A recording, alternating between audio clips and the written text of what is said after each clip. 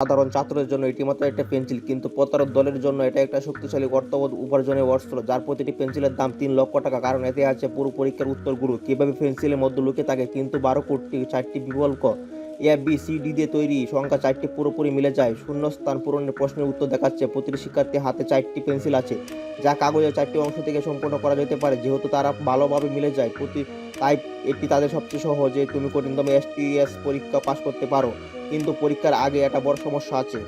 উত্তরগুলি কিভাবে বের করবেন তা এখানে দেওয়া হলো। শিলিনের মাস্টার প্ল্যান, যে ঘড়ির দিকে তাকালো, আন্তর্জাতিক সময় এবং দেখা সময়ের মধ্যে পার্থক্য, তার পরিকল্পনা প্রথমে অস্ট্রেলিয়া ধরা পড়ে যাও এবং পরীক্ষা দাও, তারপরে তোমার সুপার মেমোরি ব্যবহার করো সব উত্তর মনে রাখা এবং বিরতি সময় বাথরুমে যাও।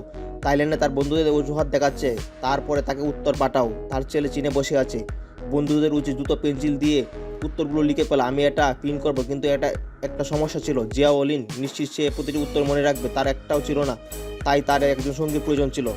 তারপর তার চোখ পড়লো একের পর এক পড়াশোনার উপর। আমি বুদ্ধিমান ছিলাম, কিন্তু আর্থিক সমস্যার সম্মুখীন হচ্ছিলাম, ঠিক যেমনটি জিয়া ওলিন প্রস্তাব করেছিলেন। এখন তাদের প্রতারণার সাথে সাথে রাজি হয়ে গেল। অপারেশন শুরু হতে যাচ্ছিল।